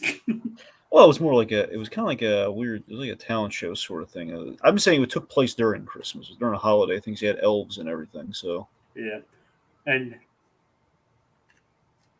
so it's like a talent, basically doing like an acts for the parents was the idea. Like anyway, so they almost burned Amanda alive. And here's the thing: if we didn't see that plane scene later with the baby, Amanda's probably dead. But no, we confirmed she's alive, and that's the only reason we have that plane gag in there. So okay, Amanda's alive. Yeah, Amanda's alive. Oh, like dang it! It's like you wanted her to die. I gotta be honest. I think I don't know. She was a very bad person, Jacob. I mean, doesn't mean we should wish death upon him. I mean, in real life, no. But I'm saying in the context of this movie, where we could actually end on like an ambiguous, macabre gag, I don't think we should have showed her on the plane. I think we should have kept it ambiguous. Like, okay, maybe she was saved because the parents got pied in the face. They didn't necessarily get stopped, but they're pouring gasoline on that fire. Yeah. It's a big fireball. I don't know. I think it would have been. Plus, you gotta admit, it was ridiculously awesome when Wednesday lit that match and we heard dun-dun-dun-dun. There we go. They added that after the test screening. That makes sense. Maybe so. It seems like that was originally the plan to keep it ambiguous. Yeah, I think they should have done that. It's like they really want like, okay, maybe she straight up committed arson. All right, so let's circle back a little here to like Wednesday took kill it with fire a little too literally. Yep. Yeah. They're making kissy face by the fence, saying their goodbyes. Cara mia, mon chéri. It's nice. Which was cute. Yeah. Like I said, I like Wednesday and Joel. They're cute. Mm-hmm. Okay, so let's talk about Raul Julia's acting again here, man. I love when after he gets the postcard, he visits Fester, and we have this really nice scene. It's a real sad. I don't know. We play the comedy, the butt in the scene, obviously, but I love that he's showing up there because he does not want to be separated from his brother again. And Debbie's like, I love the acting between him and Joan Cusack in that scene. We haven't even mentioned the times that she's already tried to kill him. Yes, so on the honeymoon, after they get married, we have the honeymoon in which this hilarious way in which she tries to kill Fester, which she tries to electrocute him while he's in like the big honeymoon jacuzzi.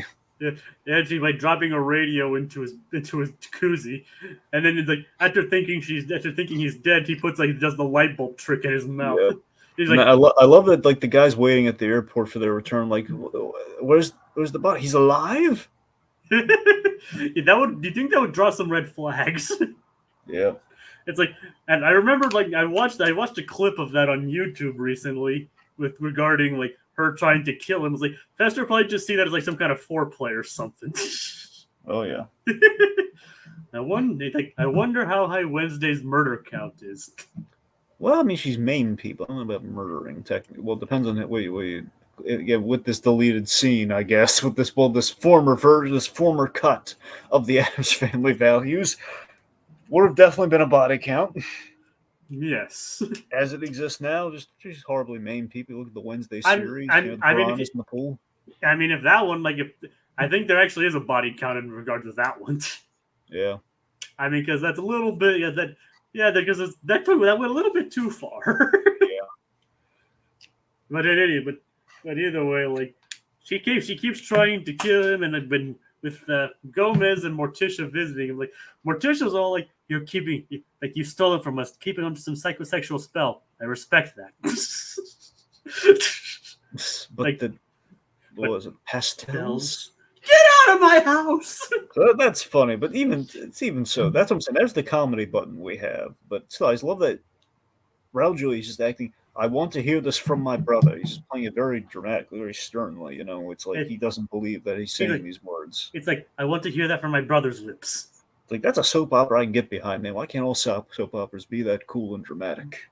I think some soap operas are dramatic. They're just more melodramatic. That's some melodrama, though, and it's always shot terribly with, like, the weird live-action camera. Not live-action. It's like that weird camera where everything looks a little, like, faker than how we kind of make everything a little more cinematic on the small screen. Well, there's a reason why some of these shows have been going on for 60 or so years. Yeah. Anyway, but so let's think. So this is what we got to talk about next. Though Itchy Love. There's something excited to get up to. Itchy Love Productions. So like Raul Julia's police monologue in the police station is the stuff of legends. It is. So this is the best scene. Well, probably my favorite scene in the movie. I gotta be honest. And with an actor who would later go on to play Gomez. Yeah. Yep. So like Nathan Lane is sitting at the police at the desk as Gomez. It's like basically my brother, he got married. Nathan Lane's gold in this scene too. Just the way it's like awful, terrible when that just makes love to him every day. Don't you hate it when that happens? then after he says like, what do you want me to do? Is arrest my brother's wife, Debbie? It's like, who are you? What are you? Who moved the rock? What does that even mean? This means what rock did you crawl out from under? That's what it is. Yeah. That makes sense, yeah. I didn't catch that. No, it's a good joke though. It's just the way he delivers it. It does make it is. I think it's an improv, honestly. It sounds like an improv. I mean, it wouldn't surprise me if it was. Nathan Lane does have that kind of talent.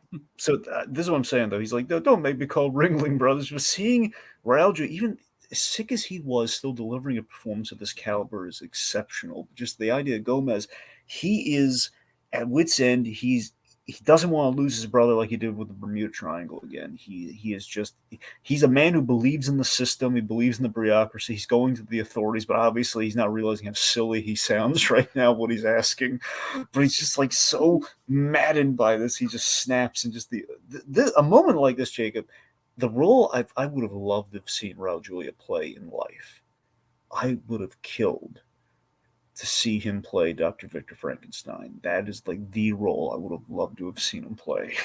Like, well, maybe somebody can make a Frankenstein movie and like have him channel Raul Julia. That's the closest we're ever gonna get. You know, it's just still like he would have been the guy to play that character, with how over the top he gets. You're not wrong, Dragon. You're just not loving these golden eyes and putting his fist to his head like, has the planet gone mad? Yep. He lays it out. I have seen evil. I have seen horror. And we look to the baby, then we look to Lurch. I've seen mongrels that feast on the maggots. Maggots that feast on the blanking on the line right now. That feast on the humanity's soul. Recesses of the human soul. They're at summer camp. It's like dang. But officer, until today, I had never seen you. It's like that's about as like savage as Gomez gets. Like it's insulting as he gets to other people. I love it so much. It's like you have a couple more comments saying you should do a recap of on the animated Addams Family films. I think there are more episodes. I don't know if they did films, but yeah, they did 2 films. Oh no! I'm sorry. I was thinking of the 2D. So I was thinking of for a moment, I thought he meant the TV. If they made anime movies of the TV series from back in the day, but no, he means the two recent. I thought when I first read that comment, I thought he was talking about the animated series. That's the thing. I thought that too, but no, he meant like the recent, like the recent animated. The first one was the first one was okay. I haven't seen the second one. I had no interest, honestly, and I just couldn't get past the design. I'm iffy on the designs and the animation style, but from what I understand, it did not. It's probably something that works better in 2D or stop motion. Maybe, yeah, it's a stop motion, definitely. But, yeah. Raul Julia playing Victor Frankenstein? Yeah, I mean, I can see it working. Yes. And hook him, book him, cook him now. Good line. Also, that's what I'm saying with the editing, though. It bothers me. Like, we don't have really good cause and effect in this movie until like the Rube Goldberg scene with the baby. It's just the fact that like the scene just ends. They're not in jail or anything. It just can't. I don't necessarily need to see him in jail, so it's not necessarily a problem. But it's. I mean, it's just like it's like he's like book him now. Like Gomez looks surprised, and they're suddenly back home or something. It just feels like we didn't have any good outs for these scenes, but we had like it's really funny as it is though. It's just, we didn't really have no where do we go from there? Well, we don't really need to go from there. We're just gonna leave the ball where it lies. It's like for a joke. Could you imagine that at the front desk officer Nathan was said to Gomez Hakuna Matata no work? Well, that would have worked if the movie was released like 2 years later or something. True. Because this movie came out in '93 and Lion King came out in '94. Yeah. So it would have been funny. You're right. It would have been funny. And I know you said it's for a joke. I'm just. Oh, one of my favorite. We kind of skipped over some of like the intricacies of the wedding, but with the bachelor party, I think my favorite dark joke. My favorite joke in the movie. Like Lurch, was she in there before you baked it? That poor girl. C'est la vie. Oh my god, it's so dark, it's so macabre. But I love the giant cake idea. Not so much. Look, the girl coming. Okay, obviously, it's a draw. It's an appeal. It's fun, but still, I like the idea that the giant cake is a decorative thing. It's all in cartoons. Every time we do the Bachelor part, like when the Flintstones had had like the Yabba Dabba Doo thing, we had like Barney coming out of the cake. But still, it's the fact that we had. Megan, I know you're more of a fan of Joker coming out of the cake. I know. I love the giant cake. I love the idea of like we smuggle someone in the giant cake. It's the Trojan horse cake gag. I mean, heck, that's one of the reasons why Harley Quinn was created in the first place. Exactly. Look at the size of that cake, man. Was because like they were worried that they would not allow the Joker to pop out of the cake, but it was fine. They were fine with it. Yeah. So I was like, yeah, I'm all for giant cake too, and I love like this is kind of like an ultimate subversion of it. Like, was she in there before you baked it? Such a ridiculous and dark joke. It's like you'd think someone would have noticed or something. Just the fact that like really there's a plastic top on the cake, and sometimes you gotta wonder, like, I forget if there's actually in real life if when they do those giant cakes, are any of them ever edible? Because in cartoons they're edible, in live action not so much. I think it depends on the cake. Like sometimes sometimes it's like around like a tube or something for the person to hide in. Yeah. And then like it just like the top pops off. Yeah. Because I would like to think that's how it's done mostly, because it would make most sense. I mean that's just me like logistically working through it. I don't know if that's actually how it works or anything. But then you have the logistics of how the heck does the girl get out of the cake without ruining the cake? That is another thing. Anyway. Or whoever is inside the cake. Oh, fine, male or female, whoever the person. Because like bachelorette parties would do that kind of thing too. Well, yeah, but I don't think they ever. Usually, like a guy in a cop uniform shows up at the door or something. They don't really do I know, but who's to say they can't ever do the cake thing? I mean, they could. I'm just saying, I've never seen the guy pop out of the cake before. I mean, I don't think I have either, but I'm sure it's happened. Only time I've ever seen that was Barney Rubble, and that doesn't really count in that context. Like, well, there you go. It does have precedence. Yeah, but but again, they were trying to pass him off as a girl, though. It didn't really count. So he's dressed in drag? Yeah, he's dressed in drag. That's why he's popping out of the cake. Oh man! That's why it doesn't count. Wasn't that for like you said? That was an I Yabba Dabba Doo? Oh, that was that was in more twist. That was for Bam Bam. It was for his son. Yes. The girl refused to come out of the cake because they were on a budget. Fred had to pay for everything, so the girl stormed off. So Fred dressed Barney in the outfit and put it in the cake. I haven't seen that thing yet. You gotta watch I Yabba Dabba Doo, man. It's great. I don't doubt it. I kind of want to watch it now because of that. Okay. Anyway, so let me tell you about the most BS plot line in the entire film. All right, lay it on me. The sick baby plot line is the dumbest thing in this movie. Look, it's kind of funny, but it's like family drama is what. Yeah. Like that. Like that's what caused it. Like it's Fester. Exactly. I mean, the image of the baby, like those flowing rocks, rosy cheeks. The baby's sick. So I mean, I'm not going to lie and say that that isn't funny, but it is really okay. So the baby is now randomly, because of Fester being gone, the baby is in quotes sick, and sickness is just he's looking like a It is. normal baby. It is kind of interesting that they didn't like experience any kind of sickness from Fester missing over 15 years. That's what I'm saying. It doesn't make any sense at all. It just randomly happens for stakes. I mean, I wonder if it's like because of like the fact that he's like, I'll never see you again, like the finality of what seemed like the finality of it. I wonder if that was like the factor. I mean, if anything, that makes sense. Look, it makes sense for Gomez to be sick, not the baby though. That's where I'm drawing the BS line. There's like, why is the baby's like a plot device? Doesn't even care. No one really even is really that concerned. I mean, look, Gomez is concerned about the baby being kind of, I guess, humanized. I don't know. It just feels like no one's like overly concerned about the baby. Like Gomez is like actually dying, which is even sadder given how real life circumstance played into things. But like that, Raul Julia at least deserved an award nomination for his acting in this movie. He did, because until he was playing sick, I mean, you couldn't really tell at all the man was sick. He died way too young. He did, ridiculously. I think it was pancreatic cancer or not, but it was a shame. Gone too soon. Anyway, so yeah, and he was working on it. He was like, his last role was M. Bison. You saw how much he put into that role. Like, I beheld light Satan as he fell from the sky, or something like that. My rocket chair.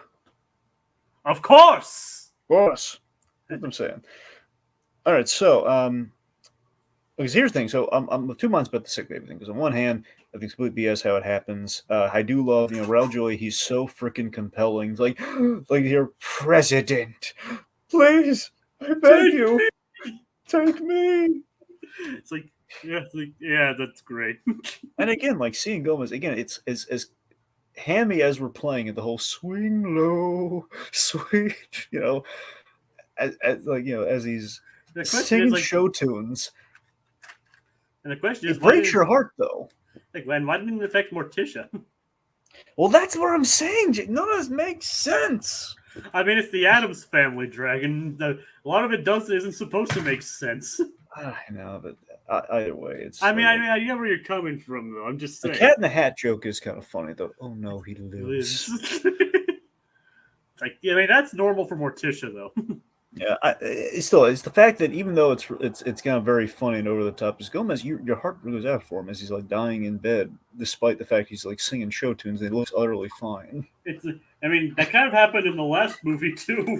I know, that's the thing though. Like with Gomez, he was in a depressive funk over his brother betraying him and losing everything. That was, and like the system failing. So Gomez was legitimately depressed, and that one made a lot more sense than this. Want to go for a drive? What? And Miss Gilligan? Which is a great inside joke to what competed with the Addams Family and supplanted it was Gilligan's Island. I didn't actually know that. Yeah, that's why that Gilligan's Island joke is in there. I didn't actually know that. Gilligan? All right, so legitimately though, yeah, when the family is reunited, when Fester comes after give things some points here. Thing values sparingly in this film. When he shows up, he like hits Debbie with a car to save Fester. How's Thing driving anyway? I'm going to pretend you didn't ask that. Well, why? Because you can't answer it. That's exactly why, Jacob. It's like nobody was pushing on the gas. Well, how can he do all the other things, Jacob? Why bother? I don't know. He can be an invisible man except for his hand, for all you know. You don't know. Then why is he on the? Then why does nobody ever feel his presence other than just being a hand? He's literally just a hand. He believes in a firm handshake. He's a very handy thing. Yep. Anyways, it's like it never. It's like, I mean, I guess it just works because of the absurdity of it, but. Right, the point being, Thing awesomely saves Fester by hitting Debbie with the car and doing some getaway driver stuff. After she tried to blow him up in the house. Yeah, which I guess sidetrack before I get to my nice warm and fuzzy moment in the movie. Actually, let's talk about the warm and fuzzy thing. I'll loop it into the ending because it does kind of play a role into it. So, yeah. Point being, all the Addams are reunited. The kids from camp, Fester, thing. They're all there, and it's Everyone like except cousin it. the core family. Yeah, But yes, yeah, I know. Yeah, I know.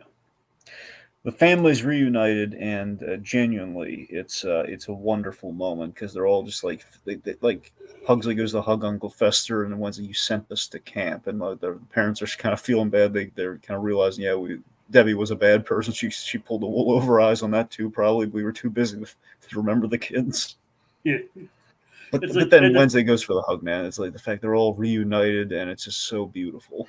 I do kind of love the line where it's like, I want you to have the joy one day of having kids, than paying someone else to raise them. Like, oh, here, like, You belong to Debbie. You're Debbie's loved. This is the best one. You're Debbie's loved. You are Mr. Mr. Debbie, Debbie. do you see the hat? I am Mrs. Is Nesbit. Nesbit. The only other person who could deliver that line better than Tim Allen. It's going to be Raul Julia. Of course, I would have loved to see Raul Julia in a Pixar movie. Yeah. The very first episode of the TV show involved Gomez and Morticia taking action when Wednesday is upset over a story told in school, where an innocent dragon is killed. All right, which TV show you're talking about? Probably the live action. A live action one, or like one of the TV shows? I mean, because I don't remember the whole dragon aspect. Because in Wednesday it was because they were picking on Pugsley. But you are Mr. Debbie. No, seriously, the Mr. Debbie. I'm so glad he brought that up because I would have hated to have forgotten to highlight the. Just again, it's the fact that Gomez, again, on his deathbed practically, is the fact that he can still. It's dramatic. He can still deliver with all the sincerity he can muster this absurdly ridiculous line and line delivery. Yet it's going to be. It's going to bring the house down. OG, which apparently means the original '60s show. Yeah, you are Mr. Debbie. It's like he's like at first he thinks that Fester is just a vision of his sickness. Which is it's just great. Like, you feel bad for Gomez in a way. Yeah, and again, it's just the real life factor too. Makes it sad, but still kind of it makes you laugh a little. With the fact that man, he's even better, and he's still killing it right now. Yeah. Anyway, so again, you have like moments like that. Then you have the genuine like hearth of the family being brought together. It's my dear family. It's like it's so warm and fuzzy. Again, Uncle Fester realizing the mistake he made. Yeah. After basically Debbie was like, "I'm trying to kill you, you idiot." All right. So speaking of which, then Debbie kind of crashes the family reunion here and hooks them all up to electric chairs. Now here's the problem. Yep. So Debbie is suddenly a threat now, and this is where I talk about the whole clashing of we kind of take the Addams out of the house, so to speak. I know they're in the house for this example, but it's the idea when we bring outside forces and we intermingle the outside forces. Where now, metaphorically, you mean? Metaphorically, we've taken them outside the house. It's the fact that in doing so, and having to heighten everything with the outside world and these wacky characters and our serial killer character here, and what we've set up throughout the whole movie, even with the baby plot, and even before we even leave the house, it's the fact that the Addams family as a gag are indestructible. So all of a sudden there are stakes. Like, this isn't going to hurt him. We electrocuted Pugsley as a gag in the first movie. We blew Fester up. We blew him up, and who knows what happened if we shot him? Admittedly, that's the one thing. We shot him. We tried shooting at a baby, but we missed him. That's the question of like. I remember even earlier in this movie, Wednesday and Pugsley tried to literally use a guillotine on Pubert, until Pubert just basically stopped it with his hands. Like, that's the weird thing in the movie is that I think we flew too close to the sun on pulled an Icarus. Yeah, we pulled an Icarus. We flew too close to the sun on how we can do horrible things to the Addams family or make these macabre jokes if we don't really see the results, or if we keep it a little ambiguous to how exactly the semantics of it work. We're like, if it's a plot point, okay, she's trying to kill Fester, and you can have a thing where, okay, Fester seems to be unkillable, that's fine, but you can't get to the third act where, okay, now the whole family might be at risk, where they're probably going to be fine, guys. There's no risk here. There's no real climate. There's no real urgency that the baby's saving them. They're going to be fine. But we're playing it like they're not going to be fine when that's just like, like 2 plus 2 does not equal fish, guys. I recognize the reference, but I don't remember where it came from. Well, I think it's it. Actually, I think it might reference a couple things. The main thing is Fairly Odd Parents. Yeah, I think that's right. And oh yeah. You're right. Yeah, you're right. All right. So, however, Joan Cusack, she is utterly wonderful here. She's laying out the whole the monologue, the evil monologue. She doesn't play a lot of villains, from what I could tell. Well, the two that come to mind that are very similar, honestly. You have her Debbie, Mr. Debbie. You have Debbie and Miss Bitterman from Very Merry Muppet Christmas. Yeah, like that's the only other one I can think of. Like a lot of the other characters, she's at least like somewhat nice. Like in School of Rock, she's more like not necessarily stuck up, but more. No, she's a good guy. She's a good guy. Like I know she's like more set in her ways there. Well, yeah, she has an arc though. She's warming up like in the middle of the movie though, so she's not really set in her ways. Like, I know. I'm just saying that's the only other like authority figure that she played that I can think of. I think the reason that she's in this movie is I said, don't be wrong. I love School of Rock. Yeah, we all love School of Rock, Jacob. Yes. But as you were saying, yeah, she was in In and Out as like the fiance to the Kevin Kline character, who was very disappointed to find out he was gay in the movie. So she, I think that's why because the same writer on that movie worked on this. Potentially, it might have been how she ended up in this. Huh, all right. I'm just speculating that just now, but yeah. Anyway, so she's laying out the whole evil monologue here, and then the fact like what set her down this path. Malibu Barbie. She wanted ballerina Barbie. What did she get, Jacob? Malibu Barbie. Malibu Barbie. And I love how sympathetic the Addams Family got. They're giving her like really. They're not just playing it like they're scared. Like, oh well, pity you. I mean, it's that's sad. But... I mean, like they kind of sympathize with her. That's the thing. I mean, they're not disagreeing with her at all. It's like, the what about Debbie? It's like, but basically it does highlight like they're like other people were like willing to love her, but she wasn't willing to give any love in return. Yep. And basically it's just like she was just selfish and wanted like money and gifts from people. Like, don't I deserve that? Like, don't I deserve love and shopping? And gifts, stuff like that. And Fester's saying, like, just take me, I deserve it, not them. It's like she's like, and then she doesn't say anything. She just like kind of scoffs at it. Yeah, it's too late for that. It's like, yep, she basically she set her parents' house on fire because she got them the wrong Barbie. I love they have like the slides. She has a whole slideshow, by the way. That's even better. Of her even like. Her like attacking the camera, then her parents' house is on fire. Yep. The senator, like it wasn't like the senator she had from the first one was like the doctor. It's like, sorry, but the Pope is sick. Like an axe, he has like an axe coming at him, and you have like a senator, like a traffic or something, you have like a car coming at him, and stuff like that. Yep. And then, like, funny enough, they don't mention the third one that supposedly happened in that slideshow. I think it was the senator, and then we had like the axe. I forget which order. The doctor was the one who got killed by the axe. Yeah, and then the senator got hit by a car. Like, I can't get you a Mercedes this year. We have to set an example. Yep. And then she ran him over. Oh yeah. And then I don't think she mentioned the third one because the third one she mentioned was Fester, and he's the fourth one. Yeah, that's the thing. I don't know what the deal with that was. Maybe they just maybe they just wanted to get the scene on with. Probably. Okay, so we pay off the whole Malibu Barbie. Mm-hmm. So we pay off. Yeah, go on.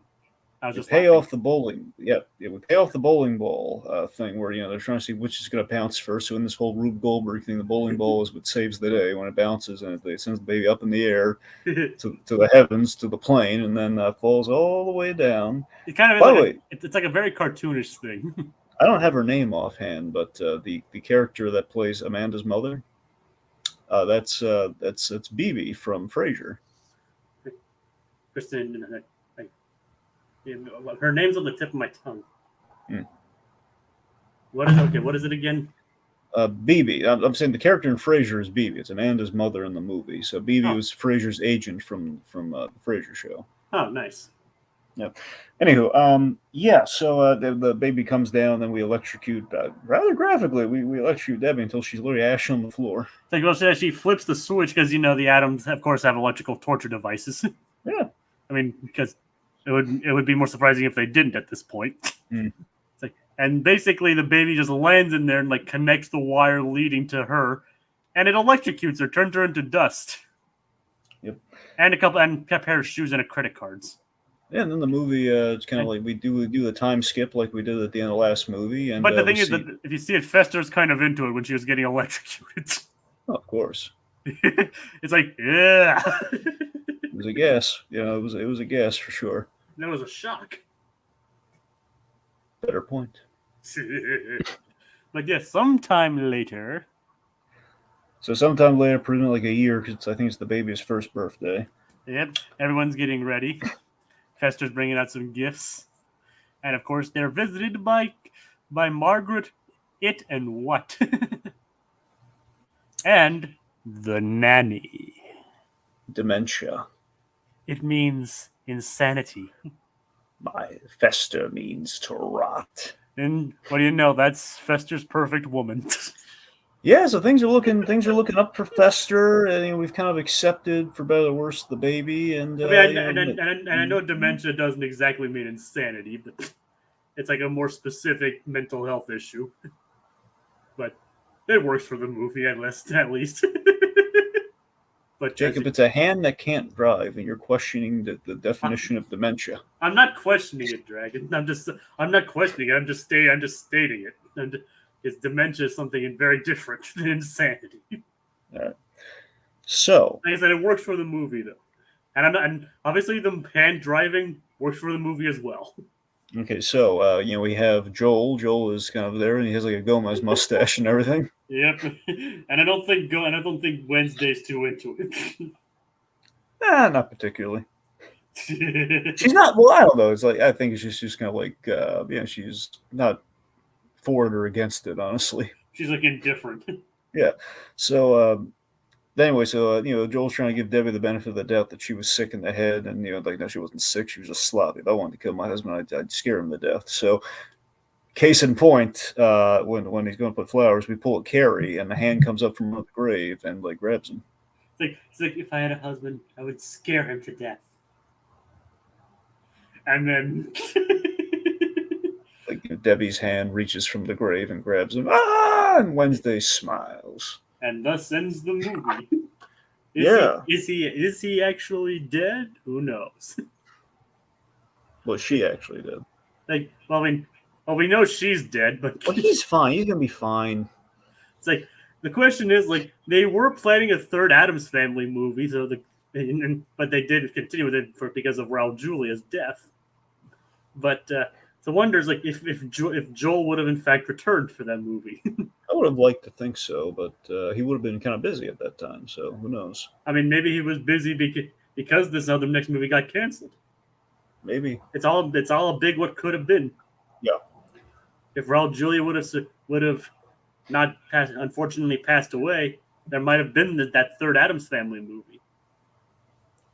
But we got a very solid duology out of it, and that's still we still have these two movies to fondly discuss. Yeah. So what do you think happened to Joel?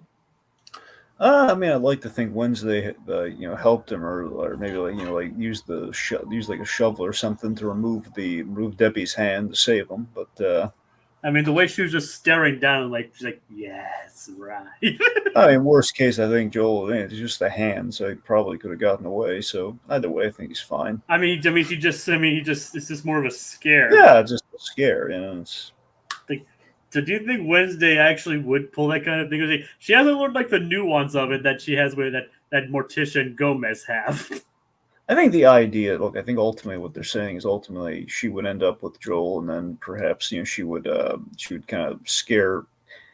Her dynamic would be trying to scare him into submission, but he would be a very subservient husband. Yeah.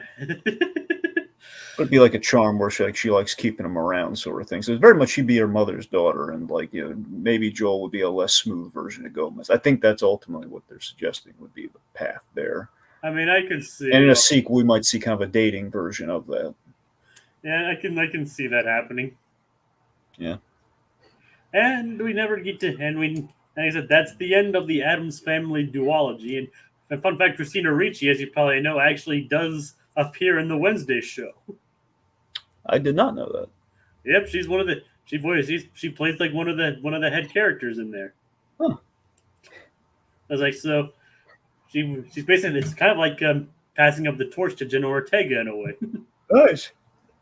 Yep, I think she's like one of the heads of the school, I think. Oh, that's I did not. Like Thornhill, I think her name is, or something like that. Oh, so that's Christina Ricci. Awesome. I did not realize that was her. Yep. Okay. Yeah, but it was originally going to be somebody else, but I think but she dropped out and was replaced with Christina Ricci, which of course both reunited her with the Wednesday stuff and with Tim Burton. Mm-hmm. So it worked out great in both ways. That brings us to the end of our merry journey. Indeed it is. Thank you, Itchy Lot Productions, Code Geass, Little Blue, for joining us, and of course Richard's Victims. We have a couple more things around the corner, so be sure to keep an eye out for that. And tomorrow we'll be covering the episode of Loki that just dropped about 2 hours ago. That's the next on the docket, right, Dragon? Yeah. All right, folks. That's the end of tonight's spooky selection. And our spirits grow weary. But they'll be stronger than ever next time as we engage in even more haunted holiday hijinks.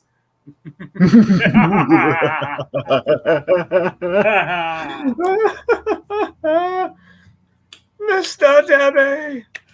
You are Mr. Debbie!